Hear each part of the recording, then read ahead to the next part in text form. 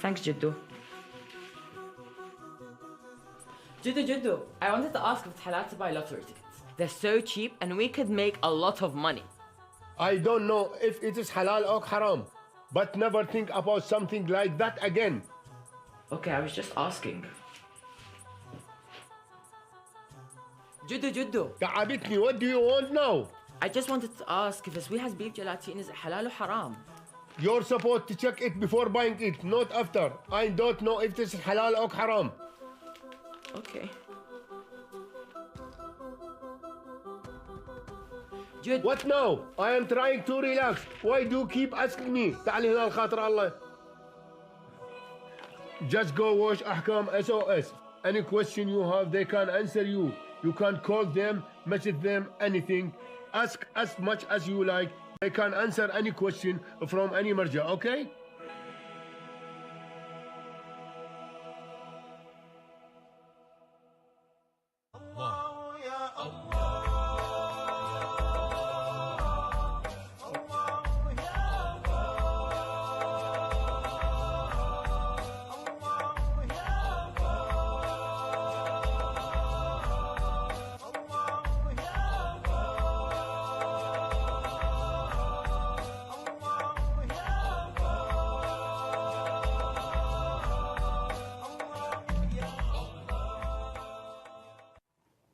Assalamu alaikum rahmatullahi wa barakatuh, and welcome to Ahkam SOS, the show that discusses Islamic duties and practices.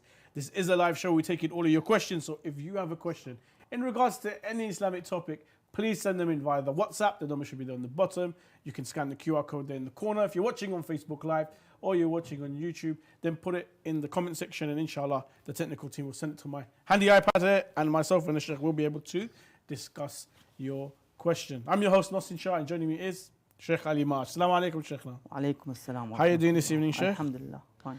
Sheikhna, believe it or not, I've already got questions coming in from YouTube, so with your permission, can we begin? Inshallah. Bismillah ar-Rahman ar-Rahim from YouTube. Assalamu alaikum. Does my wudu become invalid if I cut myself and blood comes pouring out after I made wudu? أعوذ بالله السميع العليم من الشيطان الرجيم بسم الله الرحمن الرحيم الحمد لله رب العالمين وصلى الله على محمد وآله الطاهرين ولعنة الله على أعدائهم أجمعين. We have certain wudu invalidators in which they would invalid one's wudu, but for the blood, it's got nothing to do with invalidating the wudu itself. Yes. You have to, of course, for the salah, you have to wash, purify that blood, so you can't pray with the blooded, let's say, body. You have to purify, and for the salah, of course, you have to pray. So I'm doing wudu. I've performed my wudu. Somehow I've cut myself, my finger. I scraped it on a door handle or something. It's bleeding. Just washing it. Exactly. Is that enough? And I can go and pray my salah? That's it. Yeah. What if it starts to bleed again later on? Can I put a bandage around it or exactly, something? just put a bandage, and that's just, avoid Fair the spill enough. of the blood. Yeah. Fair enough. Another one from YouTube. Assalamu alaikum, Sheikhna. Salam. How do I pray nafila prayer on holiday? I guess it means while traveling. When I shorten my fard prayers. So Sheikhna, when we travel, we know that our prayer becomes qasr. Dhuhr, Asr and Isha, the 4 rak'ah prayer, become 2. Is it the same with our nafila? Do they become shortened as well? It's a very good question. As far as I know, it's to do mainly with the 5 obligatory prayers in which they become qasr. With the nafila, I haven't heard or read anything about it. Yeah, and I usually do them sometimes. Some of them. Yes. If I go to holiday, I would pray especially on some ziyarah of and them. things like that. Yeah. So, على كل حال. Fair enough. From WhatsApp, Assalamu alaikum, Sheikhna. Wassalam. When one is sitting, or when one is in the sitting position after sujood and during tashahhud and salam, which is taslim, how is one supposed to place their feet? Is it one on top of the right or right on top of the left? Good question, Sheikhna. So they're asking that when we sit in taslim, some people put one foot over the other. Now, should it be the right over the left or the left over the right? Or the way that I was taught in Hausa, that the left, you sit on the left leg and the right leg is normal. So there's one is coming at an angle, Exactly, and one is yeah. straight behind. But Sheikhna, can you clarify, please? As you just said, you put the right leg on the left, as we do usually when we pray. Yeah. If I'm not wrong, of course. But for the second option, as you said, that's also mentioned. To put I was told it was yeah. mustahab to do it like that. Exactly. But it's difficult. I can't do It it. is difficult, but Yeah. what it is the philosophy behind it is that you sit on the leg as if you're sitting on top of your nafs, that you have control over the nafs. So it's to help with that. That's the philosophy behind it. From WhatsApp, Salam alaikum, Sheikh. Are we allowed to play dominoes? Dominoes, some of them are considered as, Instrumental gambling? one of the gambling games, so it's forbidden. Yeah, so one should avoid it. From YouTube, Salam alaikum, Sheikh. Salam. How can women travel alone now if the Prophet forbid it in his time? Okay, Sheikh. Let's look into this a little bit. The Prophet Rasulullah sallallahu alayhi wa alihi wasallam, did he forbid women from traveling by themselves? And if yes, he did, then in today's day and age, women are much more independent. It's a lot more safer for women to travel, and they do by themselves. Are they going against the will of Rasulullah sallallahu alayhi wa alihi? Initially, we need the evidence that the Holy Prophet sallallahu alayhi wa alihi, through his lifetime, for example, or a narration being said by him sallallahu alayhi wa alihi, that he forbid women from traveling by themselves. And of course, the comparison between 14th century ago and now, where they had to go through the Sahara and the desert, Yes. and of course there were lots of dangers in terms of somebody traveling by himself. And of course we have Shari'i issue that if a man and a woman who are strangers to each other and travel through this a place which is like a Sahara, desert, of course the khalwa would be applied as a hukum, which means to be in a situation of seclusion, like somebody who's locked themselves in a room and would have access. Isolated. So yeah, these are ahkam would somehow would be applied to the.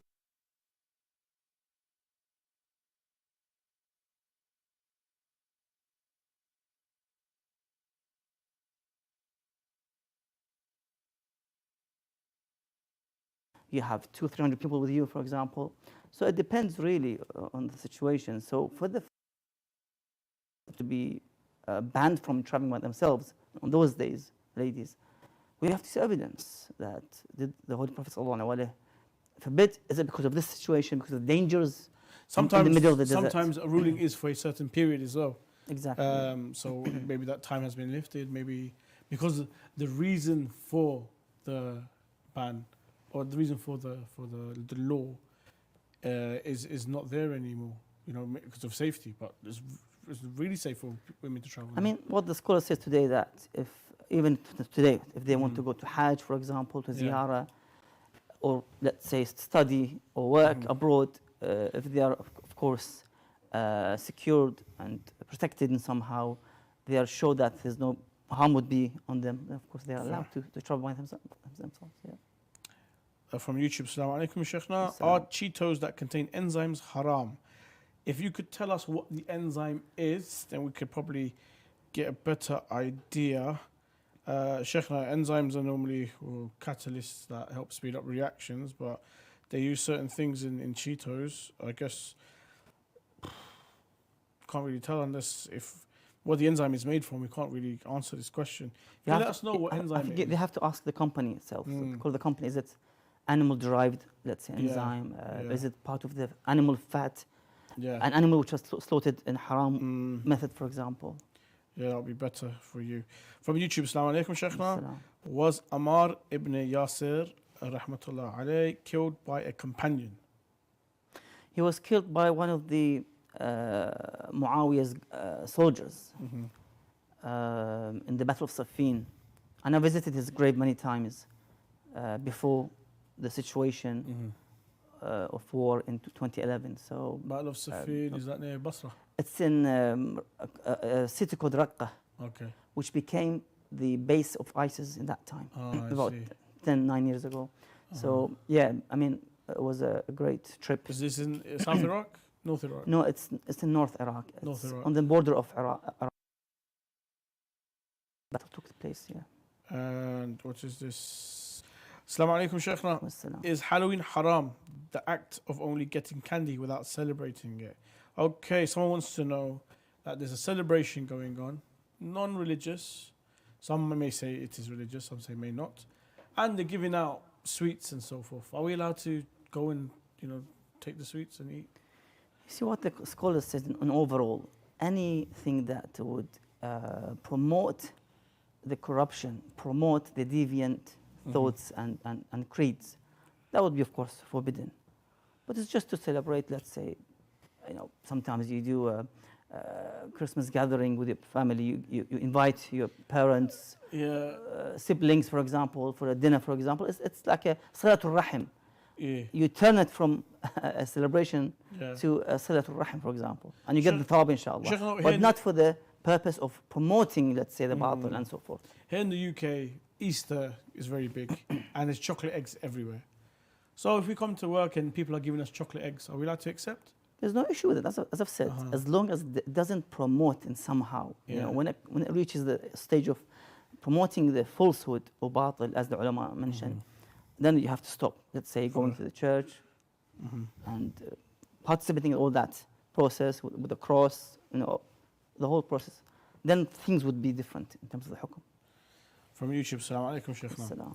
Is a father obligated to provide for his daughter's education as long as she is unmarried? I guess that comes under college and university and paying for university loans and so forth. So as long as the daughter is unmarried, is the father obliged to pay for her education? That there are wajibun nafaqah, the wife and the children, that you have to spend on them. You are responsible as a husband, as a father, to spend on them. From YouTube, Salam alaikum, Sheikh. Is having a cat mustahab, does it bring depression? Okay, I don't know about depression. Sheikh, having animals in general is mustahab. Certain animals, for example, dogs, pigs and other animals that are najis, obviously are going to be problematic. A cat is very, very common, especially here in Europe, to have a cat. Number one, they are quite clean. Number two, the issue may occur having cat hair on you when you pray. You're supposed to remove it and so forth. So, is having a cat mustahab? Does it bring depression? I have no idea about the depression. You have to ask the experts in the medical field. But in overall, to have animals, as you mentioned, is good at home. Especially pigeons, specific pigeons. Birds, we know the Emma had birds. Exactly. There's a type in which it would remove some kind of evil, other types of creation that doves, we don't see them. Yeah, it's mentioned. I think that the type of birds, the name is mentioned. Some of them would have some kind of reaction and so forth. So in overall, to have a being at home other than the humans, it's good, like animals and so forth. I've noticed chickens. A lot of people like to have chickens at home and stuff, and I think got to be careful of the foxes and so forth. From WhatsApp, Assalamu alaikum, Sheikh. Are we allowed to adopt children and consider them as our own children? Adopting children, I guess, is a very, very beautiful act in Islam. I'm sure we have many traditions in regards to the orphans and the orphans being looked after and so forth. So adopting a child and claiming it as one of your own, is this a good deed? Indeed. Rasulullah sallallahu alaihi wasallam says, "Ana."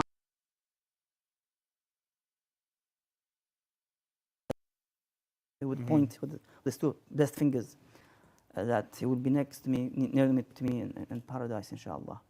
But what is important, and as I told you, not allowed to write in his, let's say, paperwork that he's your son or daughter. So from adoption to parenthood to like a genuine parent of this child, you cannot record that in the official papers and add him part as your family members. So that's important. So because you have the issue of marriage and lots of issues in which would have an effect here. From YouTube, I love this question. Is having a Christmas tree haram as my children see other children have tree in their house? Is having a Christmas tree haram, Sheikh? I think it's a bit early to talk about it now. I think we have a show every year just we do Christmas. Have a Christmas special, exactly, discussing these sort of ahkam in regards to Christmas. But for the viewer, Sheikh, personally, I don't put a tree up, and I don't think anyone should put a tree up, You know, if you're going to put a tree in your house, you might as well wear a cross and go to midnight mass. What's the difference? But Sheikhna, putting up a tree in your house for Christmas. Again, there's a general rule, as I mentioned just a few minutes ago, that the ulama say that if it promotes falsehood, promoting haram, promoting corruption, then that's not allowed. So it depends really. You know, sometimes it's just a tree in the corner of the house. Some people see it, oh, it's definitely a sign of something, you know, some other religion, and promotes that religion, for example. Some will see it's just a decoration, you know. I like to put, as mentioned before, I gave that advice in which we have lots of, mashallah, celebrations and anniversaries. Mawalid of Aimma alayhim salam. Yes. We have Eid al-Ghadir, you know, Jashan, lots of Jashan after Jashan. Exactly, Eid Eid al-Adha, Eid al-Fitr, you know, the calendar's filled with celebrations. So especially if you're Shia, there's plenty. exactly, there's so you many. can enjoy yourself rather than just joining the other people with their. Otherwise, we have to also, you know, I don't know, celebrate. What do they have? Hanukkah, مثلا. Passover. Exactly. I mean, Purim. everyone has his own religion and There's they will a celebrate. lot of Jewish festivals. Exactly. Or the other one, for the Hindu one, Diwali, Diwali, ahsan. Vaisakhi, So you can't really, otherwise you have to put Rakshabandhan, maybe Navrati. statues. I don't know. Yeah. From YouTube, Assalamu alaikum, Sheikhna. I have a fish in the aquarium, but it's become so big I can't maintain it anymore. Can I try it and eat it? First of all, does your fish have scales? And then after that, I'll ask the Sheikh. Sheikhna, I have a fish in my fish tank. It's really big now. I can't maintain it. I haven't got the size or the space or anything like that. The fish has scales on it. Can I eat it? If the one can bring it out from the water and dies out of the water, then one can consume. Because إخراجه من الماء, as they say, علماء, ذكاته, the tazkiyah, the way they say it in the fiqh, is to bring it out from the water by a tool, by a hand, by any means. But it has to be brought out by the human being from the water, and then they can consume it. Fantastic. We do a lot of this, especially in Pakistan, but not with fish, with sheep and chickens and cows. We bring them, we keep it for 3-4 months, we feed it, and then we call the butcher to have a feast. But poor fish. Anyway, from YouTube, Assalamu alaikum, Sheikhna. Is buying meat from a restaurant that also sells haram meat, but has a separate section for halal meat, haram? Is it permissible to buy? Okay. So, Sheikhna, I've seen this myself, that we have a restaurant and they'll say that some items on the menu are halal and some are not. As for the halal items, we have a separate section, separate utensils, separate spoons, separate everything to cook the halal meat. So there's no cross-contamination. Are we allowed to eat in those places? If the owner is a Muslim owner and you can trust him, that's fine. He will tell you, I mean, let's be honest, this is haram, this is halal. I remember went to a restaurant to have some, I think chicken and everything. He said, this chicken, this part is made by some Polish guy, so it's haram. But the shawarma is halal, for example. And I trusted him. So I avoided eating that chicken, I don't know, curry, whatever it was. So sometimes they're honest. They'll tell you this is haram, this is halal. If he's a Muslim, you can trust him, inshallah. But if they're not Muslim, then you have to investigate a bit. Because you can't. What if the chef is a Muslim? So the owner's not there, but the kitchen staff, they're Muslim. And they say, look, I'm a Muslim, I work in the kitchen. I can assure you the meat is halal and we use a separate, it doesn't kitchen matter. area. Yad al-Muslim hujjah. The hand of the Muslim is a proof, is a hujjah. You still can take from the workers. From the, the work of the Muslim. Members. Yeah. Fantastic. From YouTube, Assalamu alaikum, Sheikhna. Some dads will say, it's not wajib to send my daughter to uni, so how can it be wajib to provide for something like this? If she wants to go, let her pay herself. What's the ruling here? So he wants to not to pay her, basically. He doesn't want to pay for her education, and he says it's not wajib for me to send you to university, so why should I pay? I mean, it depends really. I mean, she is your daughter. You don't want to lose her, basically, to go somewhere else. Ala kulli hal. It's something you have to liaise with the issue with your daughter. At the end of the day, you paid for her for the past 17, 18 years. Yes. to grow up and to buy her, let's say, clothing and books and everything, and possibly college fees and so forth.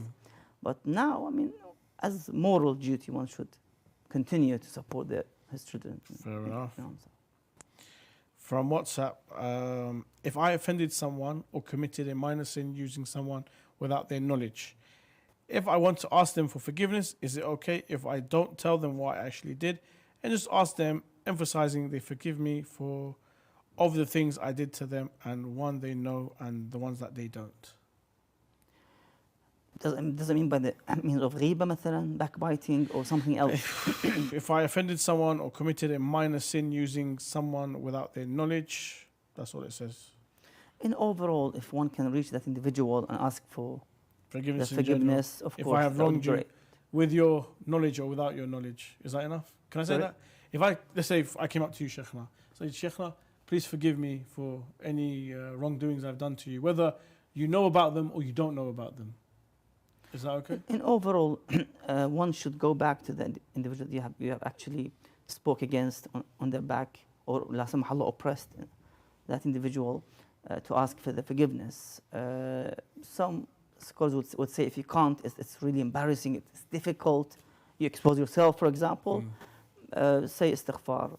Whenever you remember him, for example, you remember him, قول اللهم اغفر له, for example. I think we have something narration similar as well, that whenever you remember your brother in which you spoke against, you backbited, just ask from Allah for his forgiveness. Just a quick reminder to all our viewers that this is a live show. We do take in your questions. If you have any live questions you'd like to send in on any topic whatsoever, we don't need to know your name, we don't need to know where you're asking from. Just give us your question anonymously, and inshallah, myself and the Sheikh will discuss your question. You can send it via WhatsApp, the number's there on the bottom. You can scan the QR code. Or if you're watching on Facebook Live or you're watching on YouTube, put it in the comment section. Inshallah, myself and the Sheikh will be able to discuss. If you want to call into the studio, 0203-515-0199 if you are in the UK. And if you're outside the UK, just call the WhatsApp number on the bottom. And inshallah, they'll put you through to the studio. Assalamu alaikum, Sheikh. What is the ruling of using pots and pans used by non-Muslims that have stains on them?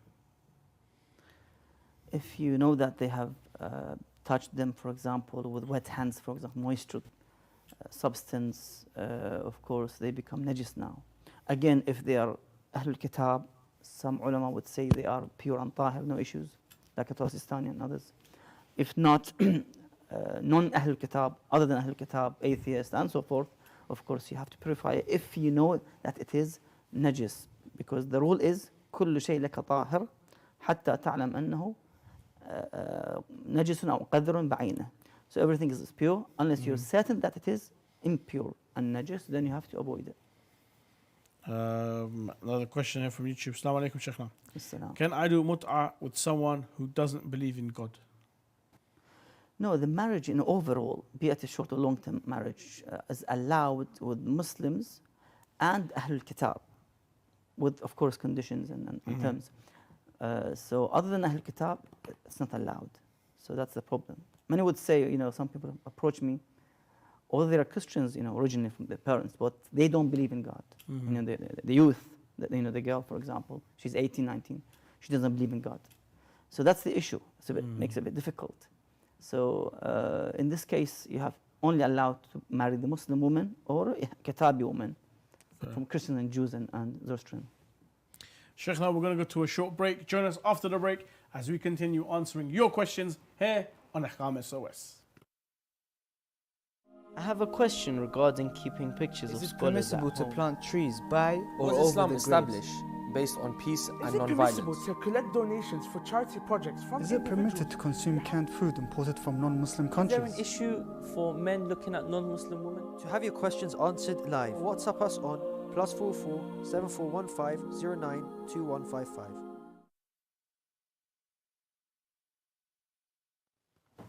Yes, you can send in your questions via WhatsApp. You can call in 0203-515-0199.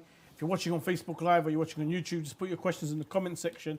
And inshallah, myself and the Sheikh will be able to answer all of your queries, inshallah. If you'd like to call and you're living abroad, just call the WhatsApp number and you'll be through to the studio. Assalamu alaikum, Sheikh. Assalamu alaikum. Sheikh, mashallah, more and more questions are coming in. Keep bringing them, no problem. That's what we're here for. From WhatsApp. Assalamu alaikum, Sheikhna. Is there any plants which are forbidden to keep at home? Like, example, a snake plant. It's a really good question, actually. We never have questions on plants. According to Islamic tradition, anything to do with plants we shouldn't have or we shouldn't grow? Maybe a cannabis plant? I mean, I haven't heard anything like that before. It's a good question to ask. But maybe cannabis drug plants for the purpose of selling them. Opium plants. That's an issue. Yeah. It is illegal and it could be shari'i because it causes harm to the community, to the society. In that case, it could be forbidden. But what about other, for example, poison ivy, Venus flytrap? There are some plants, Sheikhna, which are very, very strong and hazardous. Some plants that can cause poisons. Having them, is that okay to have them? Or? As I've said, anything causes harm. لا ضرر ولا ضرار في الإسلام. There's no, you cannot harm yourself or others, for example. So it depends really the type of the plant you're using and for what purpose and what objective and aim. From YouTube, Assalamu alaikum, Sheikhna. I think this is every child's favorite question. Is it haram to hit your children for discipline? The problem is, if it goes red, black and blue, then there's a kafara to pay. If there's a blemish on the skin. That's the problem. Many wouldn't consider that at all. Rough and aggressive with your discipline. Yeah. But even then, Sheikhna, have we ever had, from our Imam, have we ever seen them discipline children in such a manner? I've always seen religious figures always talk calmly, very patient, very loving towards children, even when trying to explain, don't do this, or this is bad for you, or this is harmful to you. They don't shout at the child. They try and explain with love and patience, and that, they want the child to make mistakes so that they can learn, not that they're in fear of doing something. Best source to go and read is the Holy Quran and Surah Luqman. See how he spoke with his son. Beautiful verses in the Quran. Yes. The way he taught his son. Ya bunay, kada ila akhirih, the verses when he talks and he gives guidance and advice to his son. This is how we have to raise our kids, not with force and beatings and horrifying them or scaring them and with hellfire, I don't know, with police. More questions coming in. Assalamu alaikum, Sheikhna, from YouTube. Can I hire a non-Muslim girl for modeling of my brand in a non-Muslim country? Okay, Sheikhna, we have businesses. Part of business is marketing and advertising.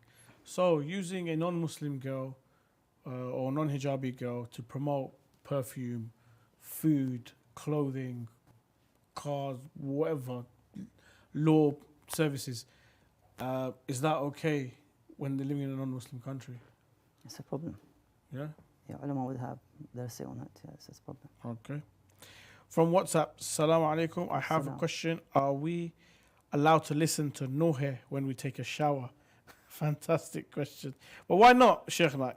The shower in the West, it is known and common that when you go to the shower, you put on some audio, radio, music, this or that. Why not put on Quran? Why not put on Latmiyat or Qasida while you're taking a shower rather than listening to music? Is that okay? Is that acceptable? Yes, indeed. Sometimes you don't want to waste your time just under the shower for, let's say, 15 minutes, 20 minutes. You've been listening something, not in a could be a lecture, for example. Yeah. It could be an information you've been receiving while you're actually taking that shower. So it's good to save the time for doing nothing, just washing yourself and nothing. From YouTube, Assalamu alaikum, Sheikhna. Salam. Is it permissible to pray with shoes while being in a state of wudu? Praying with shoes on.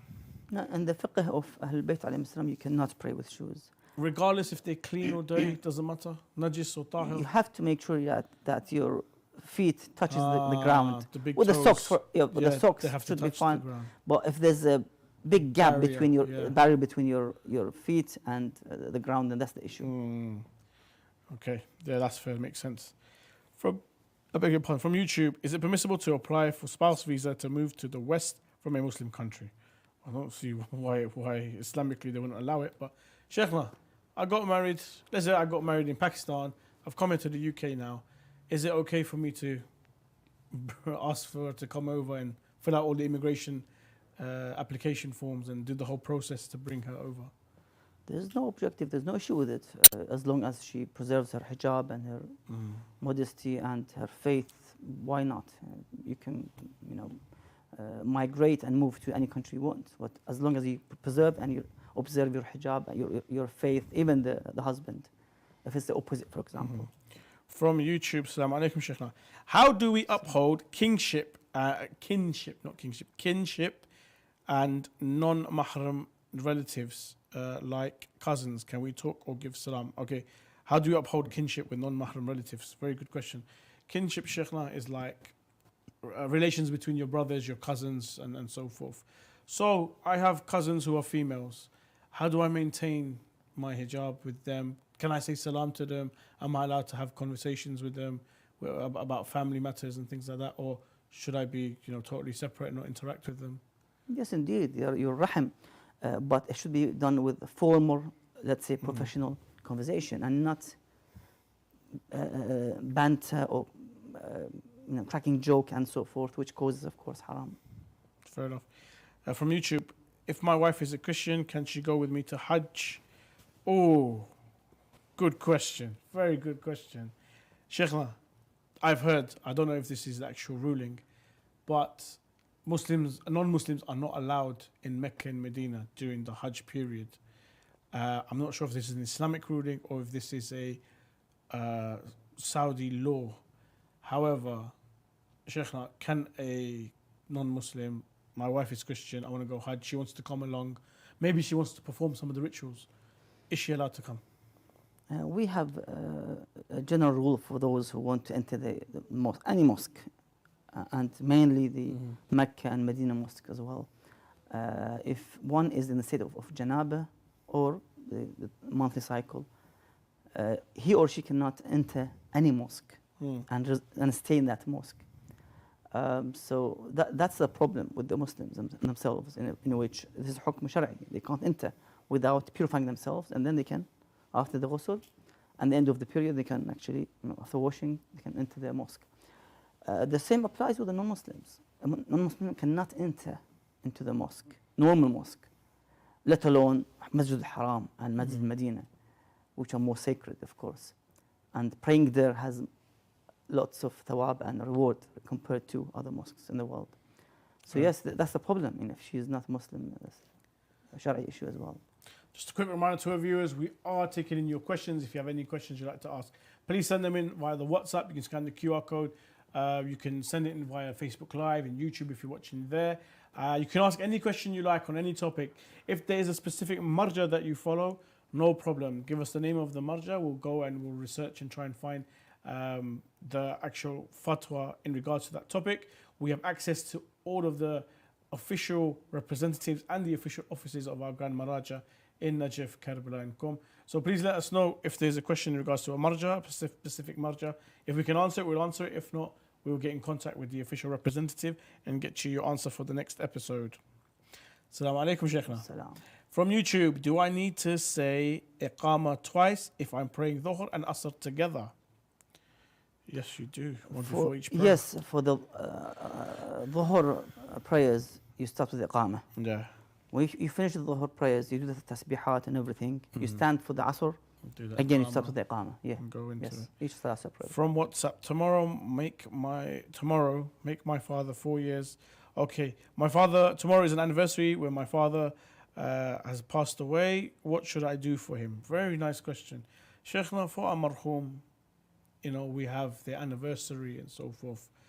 What is recommended to do? What should we do to help our marhum, our beloved that have passed away? We have the hadith which says if the one dies and he leaves 3 consecutive sadaqah jariyah. One of them is waladun salihun yad'u lah, a pious son or daughter, let's say, in which they would recite dua for their deceased father, which means our ad'iyah our ziyarah, our good acts would, with the intention for the marhum, would, of course, it would reach them. So the dua for the marhumin is very important. Of course, if you can practically do something, niyaz, I don't know, participate in some of the majalis. Yeah. Maybe you can hold majalis in your house and the thawab goes to their name. Yeah. That would be great. Yeah. Fantastic. From YouTube, Salam alaikum, Sheikh. How many minutes should a ghusl last? A ghusl usually takes me 10 to 50 minutes because I make sure I washed every part of the body. Is it permissible? Jazakallah khairun. A ghusl can last, Sheikh, the actual sequence, 5 minutes? Yeah, 5 to 8 the max. Head, the ears, 5 to 8 nose, max. then Exactly. the right side, back, left side, and back. 5 minutes, I guess. Yeah, 5 to Shouldn't 8. take too long. But for those who are quite, what's the word, into detail, I mean, or they have OCD or something like that, they may require more time. They have to ignore, the waswasa or the whispering, as the Imam says, it's from shaitan, it's from the Satan. So one should ignore the whispers of the shaitan and cut the time, because you're wasting water, you're wasting your time, and you're destroying your nerve end. So it's better to ignore and cut the time to less than 10 minutes. 10 minutes and less. Yeah. We have quite pedantic followers at times. From YouTube, Assalamu alaikum, Sheikhna. Does saying Subhanallah wa bihamdi 100 times remove our sins? I mean, you have to go back to see in the Kutub al-Ad'iyah and so forth, hadith, specific acts in which if you do them, repeat them, that would give a specific result or reward, for example. One of them, in the mornings after Salat Subh, to say Subhanallah, Subhanallah al-Azim wa bihamdih wa la hawla wa la quwwata illa billah al-Azim. I think 10 times. That would repel poverty, illness, sickness, and so forth. So each act has its own reward and effect. So you have to see which dhikr would have these effects. More and more questions are coming in, Sheikhna. This one's from YouTube. Can I buy lottery tickets? As we said before, if it's for the purpose of charity, let's say most of the money goes to the charity, building hospitals, schools, orphanage, that type of lottery is allowed. Yeah. Okay. But the betting was not allowed. From YouTube, Assalamu alaikum. What's the difference between usuli and akhbari? Very good question. Usuli, Sheikhna, being using the four, we're going back to studies. The four main sources, Quran, Hadith, Sunnah, Ijma, and Aql. Where akhbaris will only use the Quran and the Hadith. Yeah, they wouldn't accept Aql. They will go for Aql and Ijma. The consensus of the ulama. Yeah. From YouTube, thank you so much. I'm 14 years old and I will send the Sheikh's answer to my mother. She hits me with a slipper. Your mother she means well, believe it or not. And I'm telling you, a beating from your parents saves you a lot in dunya, especially jail time, believe you me. From YouTube, Sheikhna, how do we respond when children ask why we're not praying or fasting during menses? Allah Azza wa Jal is the wise. He's the creator of the humankind and all the creation. When He applies and legislates a ruling, of course, we have to stick with it. Sometimes if it's a takwini, creational law. Some of it is tashri'i, sharia law. So it depends really. Sometimes the situation that she doesn't have to pray and fast in those few days a month, for example, to ease the situation for her because she's in this difficulty. She would go the different mood, for example. What's difficult though is the children asking, "Oh, why are you not fasting today?" Or "Why are you not praying?" Then what? And that's what we have in the ulama's ruling that it's recommended for the woman to sit on her sajjada, on her prayer mat, for every salah. Yeah. And do dhikr. Exactly. In that situation, in that so period. she can go sit on the prayer mat. Just do so dhikr. the children will think, "Oh, she's praying." Just do dhikr. Yeah. And maybe when fasting, just don't eat in front of the kids. From YouTube, can I pray next to a Sunni friend? I guess you can pray with them, Sheikh, but we can't pray Jama'ah with them, can we? Yeah, but you pray solo by yourself, Farada. That should be fine, yeah. From YouTube, will the Kaaba do tawaf around the Prophet sallallahu alaihi wasallam? I have not heard of this, Sheikhna. Is it a prophecy or something? Have you heard anything in the Kaaba to do tawaf around Rasulullah sallallahu alaihi wasallam? No, I have not heard anything like that. No, I've heard of Imam Hussein's flag being on top of the Kaaba. I've heard things like that, but not to tawaf. Okay, from YouTube, Salam alaikum, Sheikhna. Can we study unbeneficial knowledge at school? And what about the hadith of seeking refuge from unbeneficial knowledge? Sheikhna, unbeneficial knowledge, one can argue a lot of what is taught in school today, especially mathematics, is unbeneficial. We don't need it because we don't use it anymore. How to measure angles, sin, cos, tan, Pythagoras' theorem. There's a lot more that we are taught at school with mathematics. And I'm just using maths because I can remember it really well, that I've not used any of it in my life, apart from subtraction and division and multiplication and so forth. But knowledge is taught to us that has no use. Should we learn this? Is it okay to learn it? Should we stay away from it? You see, during the childhood, precisely in that particular time, between the age of 5, 6 till let's 16, 17 years of age, one should study everything that is available today. Has been part of the world's economy, let's say, infrastructure of let's say, a country, that you might be an expert in that field one day. Even the ulama, the maraja, how do they deal with khumus calculations, with dowry calculations, with hisab of the inheritors, for example, the heirs? They have, exactly, when they were children and studying in the house in the first year, second year, they are taught mathematics as well. So you need that for the future. Maybe someday you would use that, as you say, unimportant, let's say, knowledge. From YouTube, Assalamu alaikum, Sheikhna. Can you recite Quran in the bathroom? I have heard, Sheikhna, that you can do the dhikr to recite Quran from memory. You can do that anywhere. There's no harm in that. However, bringing the text and so forth, there are etiquettes that are required. Can you explain a bit more, please, Sheikhna? Yes, I think Musa alayhi salam was asked, I think Allah Azza wa Jalla, about remembering him in the bathroom, and he said, remember me at all times. So I think we have specific dhikrs when you go inside the bathroom, what to say, for example. As long as it doesn't breach the sanctity of these verses, or you bring the actual Quran and there's najasa, for example, if it doesn't breach that sanctity of these holy verses or dhikr or tasbih, there should be no problem there.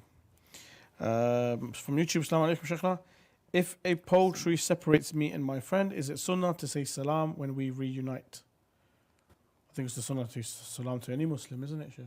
Yes, salam is encouraged. The one who begins the salam, initiates the salam, will have 69 hasana, and the reward will be given. And the one who replies will have only one hasana. So in total, there's 70 hasana. But 90% is given to the one who initiates the salam. This is a very good question and a very big misconception, I guess, amongst Muslims. From YouTube, Sheikhna, is the Sunni translation from the Quran different from the Shia one? Only about translation, not tafsir. And what is the best Quran translation? Jazakallah khairun. We were always told, Sheikhna, the best translation is Dr. Ali Al-Qara'i, I think his name is, who does a very nice, he tries to get the English word for word of the Arabic. So it doesn't, you can see which word translates directly rather than translating the sentence, because obviously the sentence makeup is different in English and in Arabic. However, Sheikhna, first of all, is there such thing as a Sunni translation, Shia translation? And then secondly, what is the best translation in your opinion? From my experience, because I know Arabic as well, I don't see that much difference in terms of translating the verses. It could be some words in some kalimat which are different in translation, because got specific meanings. I haven't really seen much difference in terms of the meanings in English, let's say, from Arabic to English. But I mean, one can, if we have such a great translation and translator, we can go back. Why not? From YouTube, Assalamu alaikum, Sheikh. What kind of dua should I read for my father that passed away? Fatiha, I think, is the most common one everyone recites for the marhum, Sheikh. Any other duas you can recommend for praying for the dead? Maybe you can recite Surah Yasin, very famous. The And heart the of the Quran, they masajid, call it. Imam Bargas, they would recite Yeah. for the marhumin. And you send the thawab to your marhum, inshallah. From YouTube, after menses, will a ghusl with only water directly after a regular full shower routine be sufficient? Yes. It's a Sheikh. ghusl. Yeah, ghusl after the end After of you've had a shower, and then after that you do your ghusl, is that okay? You can have, No use the problem. shampoo and everything, and then afterwards, Yeah, even with afterwards, the yeah. janaba, same thing. Same, it's not a problem. You know, wash at all. properly, clean yourself with soap and shampoos, and then do the ghusl with the intention. This all depends on the intention. You start. The start point is the intention. Assalamu alaikum, Sheikhna. Salam. Can I have a dangerous animal as a pet, like a crocodile? That's a why would you want a crocodile? But Sheikhna, it happens. Crocodile, spiders, snakes. You know, they want to keep, even in the Middle East, I'm sure you've seen tigers and lions, dangerous animals that can even eat human beings. Is it okay to keep them as pets? What the scholars debate about is about the issue of buying and selling such dangerous animals, wild animals, which is not allowed, unless there's a benefit for it. Yeah. So initially, the hukum is not allowed, because these could cause harm to others, to children, to They're very neighbors. dangerous, yeah. Unless somebody, Attack the owners. you know, establishes like a zoo, for example, for the purpose of, let's say, research, something beneficial to the society and to the community. From YouTube, Assalamu alaikum, Sheikhna. As-salam. Is it permissible to delay standing up from sujood when praying behind an imam? To delay, how does it work? Is it permissible to delay standing up from sujood when praying behind an imam? Okay, so you perform your sajdatain and then there's qiyam. Yes. So can I delay the qiyam when I'm praying behind the imam?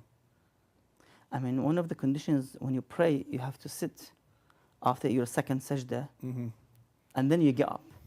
Unlike Ahlul Sunnah, what they do, To get up straight away, they yeah. stand up straight away. No, you have to sit down. I Yeah. mean, be in that sitting position for 1 or 2 seconds, and then you get up towards next rak'ah. From YouTube, Assalamu alaikum, Sheikhna. Salam. I had a miscarriage at 15 weeks. Do we need to read janazah, ghusl and burial of the 15-week-year-old child? 15. So he 15 weeks. He was alive. I mean, A miscarriage after 15 weeks. There's not much there. It wouldn't have made. It wouldn't. The fetus wouldn't have developed too much. Maybe a Yeah, head it and depends some really. limbs. yeah, Very little. they would differentiate between when the ruh is given. Oh, if it has a heartbeat or not. Yeah, or not, still like embryo and so forth. I'm not sure. It depends really. We'll check that out for next week, inshallah. From YouTube, Assalamu alaikum, Sheikhna. How do we debate, respond, and give da'wah to non-Muslims? Sheikhna, you've mentioned this many times that the Shia, we don't have da'wah like we go and do a missionary work where we have a Quran and we go and we speak to the public. We mainly do it with our actions. We be good people. We have good akhlaq. We pray. We practice in front of people so people see, and then they start to ask us questions. Why do you pray? Why do you fast? Why do you hold your temper? Why are you patient? Why this and why that? And we bring people towards the path of Ahlul Bayt like this. But yes, Sheikhna, best ways to do da'wah to non-Muslims. I mean, Imam Rida alayhi salam was asked about this, and he said the best deed or the best amal is to يتعلم علومنا, to learn our knowledge, ويعلمها الناس, and to teach it to the people.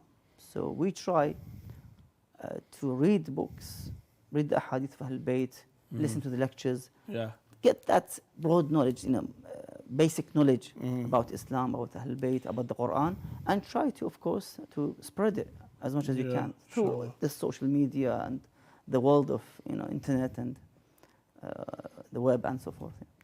Right, Sheikhna, we have questions coming in and we've got about 5 minutes left, so let's try to get through these as quick as we can. YouTube, can I do a mut'ah with someone who lives with her parents but she pays for everything? You see, in both cases, if she is virgin, Ayatollah Sistani would emphasize that in both cases, you need the permission of the father or the if she is virgin. Father and paternal grandfather. Yeah, the father or the the other. father. Exactly.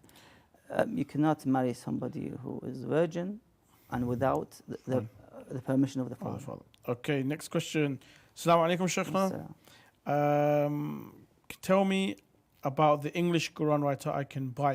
Okay, there are many translations of the Quran in English. The one that I was recommended is Dr. Ali Al-Qara'i because his translation for learning Arabic is very good. That's the one that I was recommended. But there are many good, if you go onto the website, Quran.com, I think it is, they have many different versions of translations, of 5-6 translators. You can go through them and pick one that suits you. Or ideally, you read all the different types of translations and see how they differ and so forth. And from there, you can find a good translator. From YouTube, what exactly to say in Arabic when you intend to do ghusl? When we intend to do ghusl, Sheikhna, what do we say in Arabic? I am performing ghusl to become tahir, qurbatan ilallah, wajib qurbatan ilallah. Intention usually is not verbally said. It's in your mind, in your head. So you just make that intention that this is a wajib ghusl. I'm trying now to purify myself. That should be suffices. You don't have to, even the salah, when you say, you don't have to say, usalli salat al-subh or rak'ati qurbatan. In your mind, before you say Allahu Akbar, you should have in mind that this is the start of the salah, wajib salah. That's it. That's enough. Yeah. Are girls and women allowed to take pictures or videos in full hijab? We have plenty of guests that come on Imam Hussein TV in hijab, and yes, we have a very strict hijab policy. So I don't see why not. But Sheikhna, can girls in hijab take videos and pictures of themselves? As you've said, I mean, they have to be in full hijab with no makeup, chastity, with no makeup. Ahsant. We have plenty on Imam Hussein TV. From YouTube, what is the best time to have a midday nap according to the Sunnah? They call it a siesta in Spanish. But Sheikhna, having a midday nap during the daytime, I'm sure that Rasulullah sallallahu alaihi wasallam would have encouraged or did it among, because the Arabs were very known for doing this. When was the time he would rest? I think what is mentioned just a few minutes before the noon time or zawal time or dhuhr time, just let's say 15-20 minutes. Okay, before midday. Best time, yeah, exactly. For the 20-minute nap. But for the one who wakes up at 6 or 7 a.m., not for somebody who sleeps 10, 11 o'clock. Indeed, that's very important to mention. Two things we need to mention. Number one, it is for those who wake up early and start work early. So if you're up at 5, 6 in the morning and you start your work at 7, until midday or something, you have a small nap to energize yourself. And secondly, the prophets and the imams never used to sleep. They used to rest, but they would still stay conscious. So don't take it out of context that they used to sleep. They never slept at all. From YouTube, Assalamu alaikum, Sheikhna. Wishing Merry Christmas to a Christian, is this okay? Is this halal? Again, there's no issue with it, no. As long as you don't promote falsehood, as I've said before. There's no issue with it. And final question for this evening, Sheikhna, from YouTube. Should I always lower my gaze or only if I feel attracted to a woman or where her aura is uncovered? No, you see, you can see that, let's say, a woman who is covered, her face is visible, but you should avoid all types of, let's say, arousing the lust, for example, temptation, because of this looking. Now your intention is changed. So you have to basically try to preserve all the Shari'i issues. Thank you very much, Sheikh. And thank you to all our viewers for joining us on this episode of Ahkam SOS. If I didn't answer your question, I do apologize. We'll roll them over to the next episode. See us again Wednesday, 8 p.m. here on Imam Hussein TV. Assalamu alaikum wa rahmatullah wa barakatuh.